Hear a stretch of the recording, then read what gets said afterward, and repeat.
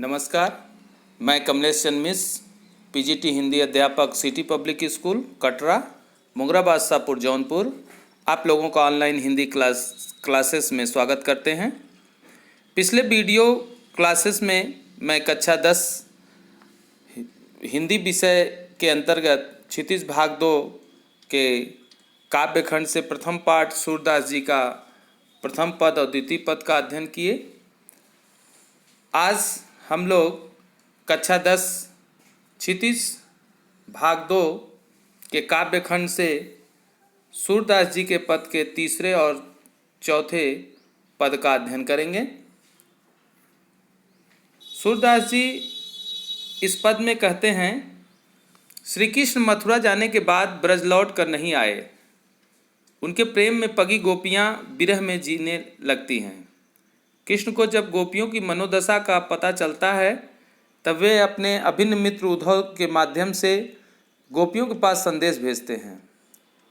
उद्धव गोपियों की विरह वेदना को शांत करने का प्रयास करते हैं। उन्होंने गोपियों को निर्गुण ब्रह्म की शिक्षा, योग का उपदेश दिया, लेकिन गोपियां ज्ञान मार्ग के बजाय प्रेम मार्ग को पसंद नहीं करती थी और उद्धव के शुष्क संदेश को नकार दिया। अब आगे देखिए सूरदास जी के तीसरे पद में, हमारे हरिहारिल की लकड़ी। गोपिकाएं उद्धव से कहती हैं कि हमारे कृष्ण तो हारिल की लकड़ी की भांति हैं। हारिल नामक पक्षी अपने पैरों में सदा एक लकड़ी लिए रहता है, उसे छोड़ता नहीं है। उसी प्रकार हमारे कृष्ण हमारे हृदय में बस गए हैं। मन क्रम वचन नंद नंदन उर यह दृढ़ करी पकड़ी। मैं मन से वचन से नंद को अपने हृदय में बसा ली हूँ और उन्हें दृढ़ करके अपने मन में रख ली हूँ। जागत सोवत स्वप्न दिवस निसी कान कान जकरी। जागते सोते दिन रात स्वप्न में भी कृष्ण का ही नाम रटती रहती हूँ। सुनत जोग लागत हैं ये सौ ज्यों करुई ककरी। योग की बात, उद्धव जी आपके योग की बात सुनकर मुझे ऐसा लगता है जैसे कड़वी ककड़ी खा ली हूँ। सुनत तो सू तो व्याधि हमको ले आए, देखी सुनी न करी। रोग और पीड़ा पहुँचाने वाली वस्तु यह योग तुम हमारे पास ले आए हो, जिसे न कभी देखा न सुना और न कभी इसका उपयोग ही किया। यह तो सूर तिन्हीं ले सौंपो जिनके मन चकरी। कवि सूरदास जी कहते हैं, गोपिकाएं उद्धव पर व्यंग करते हुए कहती हैं कि हे उद्धव जी, यह योग रूपी ककड़ी को तुम उनके पास ले जाओ जिनका मन चकरी की भांति घूमता है, अर्थात जिसका मन स्थिर नहीं रहता, उसे दे दो। हम तो पूरी तरह से कृष्ण की दीवानी है, हमें योग संदेश से क्या लेना देना। एक बार फिर इस पूरे पद का अर्थ देखिए, हमारे हरिहारिल की लकड़ी। गोपियाँ उद्धव से कहती हैं कि हमारे कृष्ण तो हमारे लिए हारिल की लकड़ी के भांति हैं। हारिल नामक पक्षी अपने पैरों में सदा एक लकड़ी लिए रहता है, उसे छोड़ता नहीं। उसी प्रकार हम भी कृष्ण को अपने हृदय में बसा ली हूँ। जागते सोते दिन रात कृष्ण का नाम ही रटती रहती हूँ। आपके योग की बात सुनकर ऐसे लग रहा है जैसे कड़वी ककड़ी खा ली हूँ। रोग और पीड़ा पहुँचाने वाली यह आपका ये योग, जिसे न कभी देखा न सुना न कभी इसका उपयोग किया।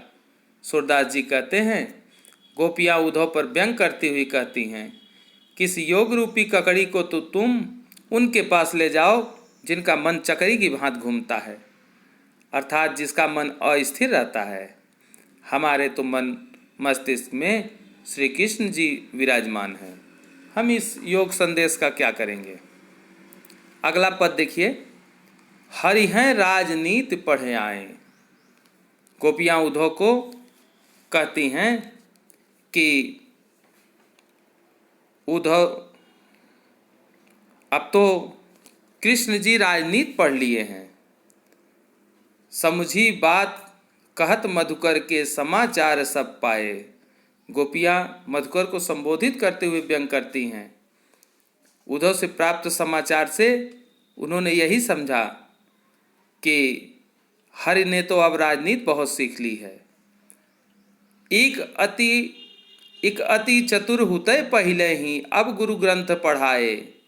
एक तो पहले से ही वे चतुर थे, अब और उद्धव जैसे गुरु उन्हें मिल गए हैं जिन्होंने राजनीति की शिक्षा उन्हें दे दी है।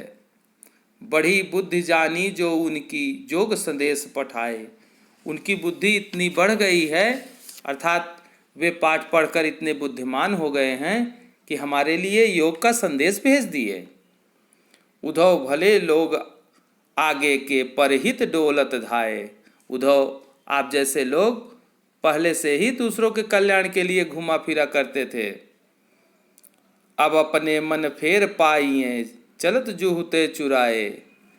गोपियाँ कहती हैं कि वे अपने मन को फिर से पा लेंगी जिन्हें श्री कृष्ण ने मथुरा जाते समय चुरा लिया था। अब ते क्यों अनीति करें आप पुनते और अनीति छुड़ाएं। वे स्वयं क्यों अनीत करने लगे हैं जो औरों को अनीत छोड़ने की बात करते हैं। राज धर्म तो यही सूर जो प्रजा न ताहि सताए। सूरदास जी कहते हैं कि राजधर्म तो यही कहता है कि राजा को अपनी प्रजा को सताना नहीं चाहिए।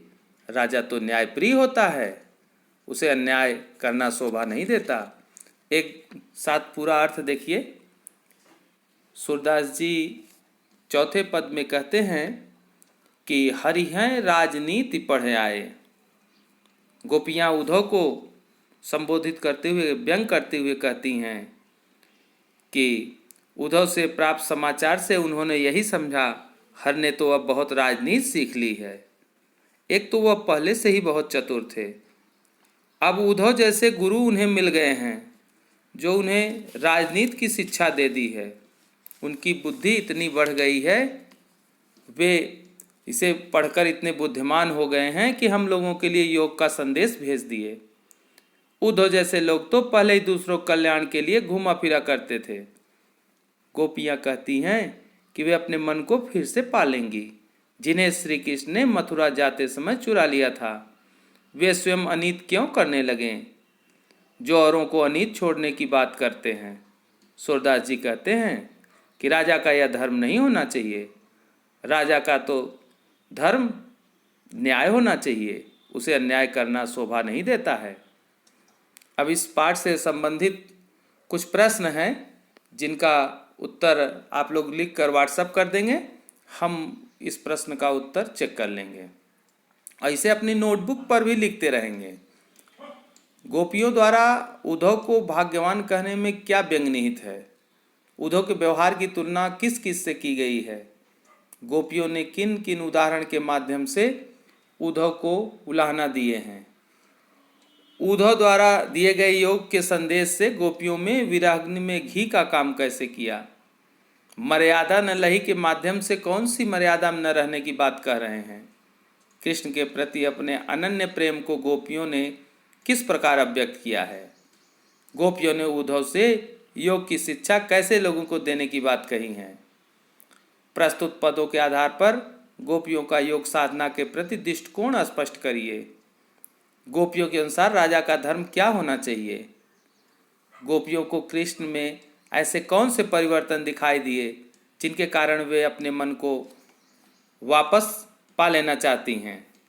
गोपियों ने अपने वाक्य चातुर्य से ज्ञानी उद्धव को परास्त कर दिया।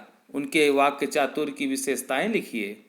संकलित पदों के आधार को ध्यान में रखते हुए सूर्य के भ्रमर गीत की मुख्य विशेषता बतलाइए। इसके साथ यह पाठ समाप्त हुआ। अगले नए ऑडियो में दूसरे पाठ के साथ फिर हम उपस्थित होंगे। आपका दिन शुभ हो। धन्यवाद।